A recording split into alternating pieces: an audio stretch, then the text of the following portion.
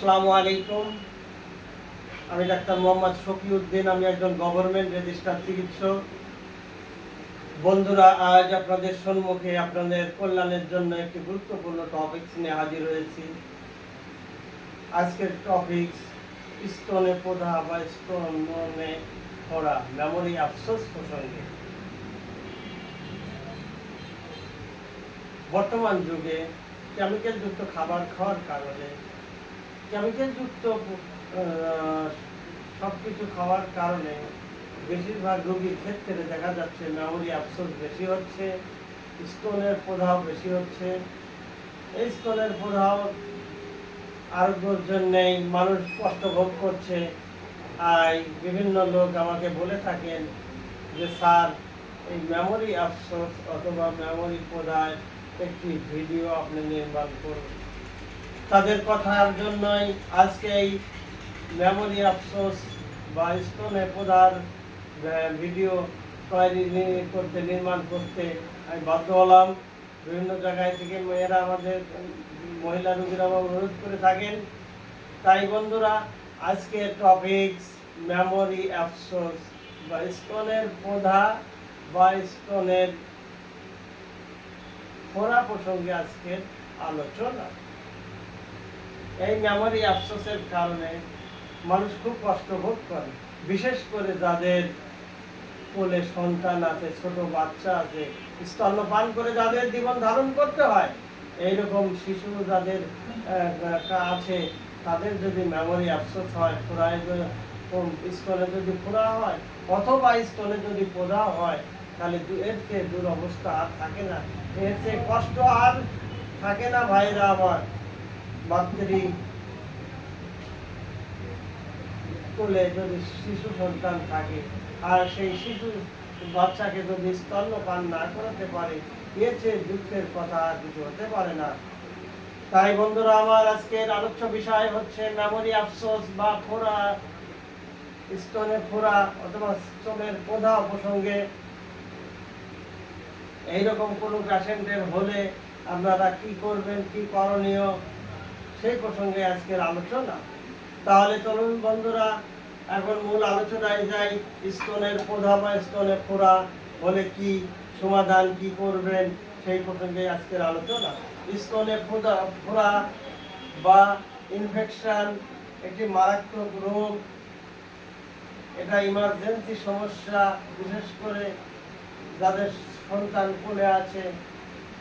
তাছাড়া এতে যেরকম মারাত্মক ব্যথা হয়, সেই ব্যথা সহ্য করা অসম্ভব হয়, কষ্টকর হয়, না যায় খাওয়া, না যায় ঘুমানো, না ছেলে সন্তানের কথা ভালো লাগে, না স্বামীর কথা ভালো লাগে, মেজাজ চেঞ্জ হয়ে যায়। এই রোগ পেশেন্টকে পূর্ণ আরোগ্য লাভ করতে হলে, চির আরোগ্য লাভ করতে হলে একমাত্র ব্যবস্থা হচ্ছে হোমিও ব্যবস্থা। এছাড়া মেমোরি আফসোস হলে রোগী কঠিন কষ্ট পেতে থাকে, না খাওয়া সব ভুলে যায় ব্যথার যন্ত্রণায়। এই সময় মেমোরি আফসোসের রোগী বা স্তনের প্রদাহের রোগী আপনাদের শরণাপন্ন হলে, চিকিৎসার জন্য আসলে দুনিয়ার ডাক্তারদের উদ্দেশ্যে বলছি, বন্ধুরা আপনারা কোনো চিন্তা না করে রোগীর সাইন্স অ্যান্ড সিমটম পর্যবেক্ষণ করে নেবেন, তারপরে চিকিৎসায় যাবেন। আমার 30 বছরের ডাক্তারি অভিজ্ঞতার আলোকে বলছি, we treat the patient not the disease. আমরা রোগীর চিকিৎসা দিই, রোগের নয়। তারপরেও 30 বছর এই পেশার সঙ্গে নিয়োজিত আছি।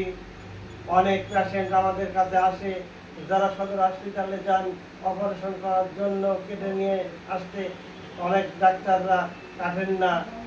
তারা সাজেস্ট করে যে কাটলে ক্ষতি হবে, আপনারা হোমিও চিকিৎসা নিন, আরোগ্য লাভ করবেন। এই হোমিও চিকিৎসা গ্রহণ করে অনেক মানুষ মেমোরি আফসোস থেকে বিনা অপারেশনে আরোগ্য লাভ করেছে, তারা চিরকিওর হয়ে গেছে। তাহলে বন্ধুরা, কোন মেডিসিন প্রয়োগ করলে আপনার এই মেমোরি আফসোস বা স্তনের প্রদাহ থেকে পূর্ণাঙ্গ আরোগ্য লাভ করবেন, সেই মেডিসিন প্রসঙ্গে এখন আলোচনা করব। তাহলে চলুন একটা জরুরি পদক্ষেপ নেওয়া একান্ত প্রয়োজন।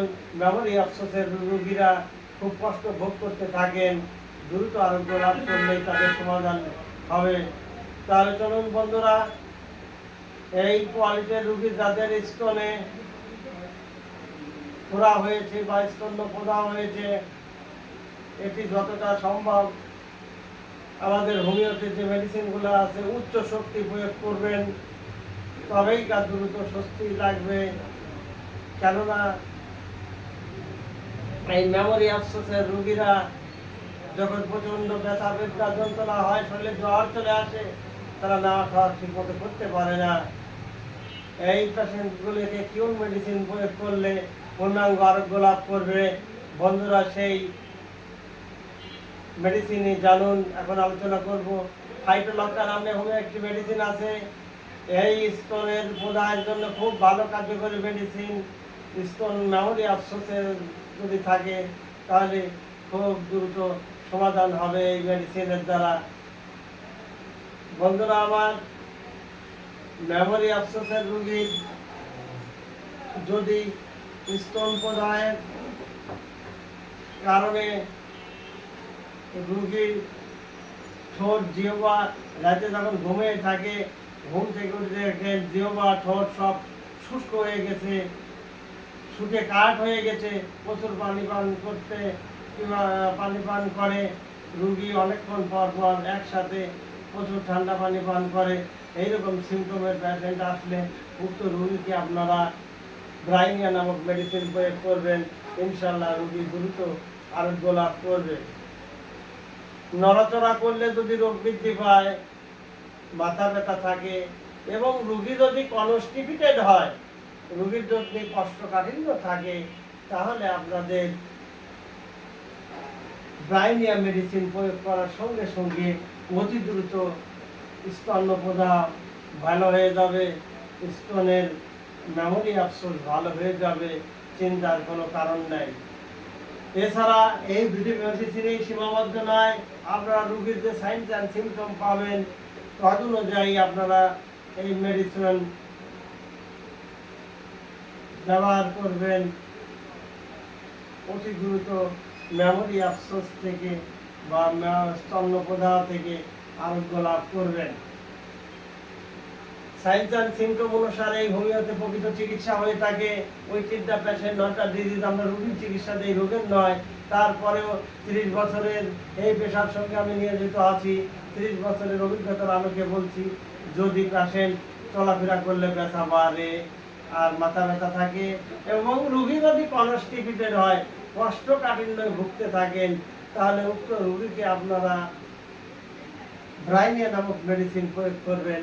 ইনশাল্লাহ অতি দ্রুত আরোগ্য লাভ করবেন। আর যে সকল রোগীর স্তনে প্রদাহ, এমনকি স্তনে টিউমার আছে, এই সকল পেশেন্ট রোগী প্রচন্ড ব্যথা যদি করে, তাহলে দ্বিধাদ্বন্দ্ব না করে, চিন্তা ভাবনা না করে উক্ত পেশেন্টকে আপনারা একজন হোমিও অভিজ্ঞ ডাক্তারের শরণাপন্ন হন এবং খুলে বলুন, ডাক্তার সাহেব রোগী পর্যবেক্ষণ করে যদি মেডিসিন প্রয়োগ করতে পারে, তাহলে ইনশাল্লাহ রোগী অতি দ্রুত আরোগ্য লাভ করবে। আর সেটা হলো পার্মানেন্ট ট্রিটমেন্ট। সেই চিকিৎসা ব্যবস্থার নামই হচ্ছে হোমিওপ্যাথিক চিকিৎসা ব্যবস্থা। বন্ধুরা আমার, তাই আমি দুটি মেডিসিনের কথা বললাম, একটা হচ্ছে ফাইটোলক্কা, অপরটি হচ্ছে ব্রাইনিয়া।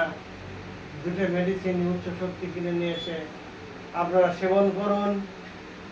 এই স্তন্য প্রদাহের হাত থেকে রক্ষা পান, স্তনের রোগ থেকে আরোগ্য লাভ করুন। তাই বন্ধুরা আমার, আর চিন্তার কোনো কারণ নাই। মেমোরি আফসোস হলে অপারেশনের কোনো প্রয়োজন নাই, আপনারা চিন্তামুক্ত জীবনযাপন করেন। আর কোনো পেশেন্টের আত্মীয় স্বজন বা নিজেদের মধ্যে কারো যদি এই রোগ হয়ে থাকে, তাহলে আমার সঙ্গে যোগাযোগ করে আপনারা চিকিৎসা নেবেন। মেমোরি আফসোসের কোনো ক্ষতি করতে পারবে না। বিনা অপারেশনে আপনারা এই চিকিৎসা গ্রহণ করে সুস্থ জীবনযাপন করুন।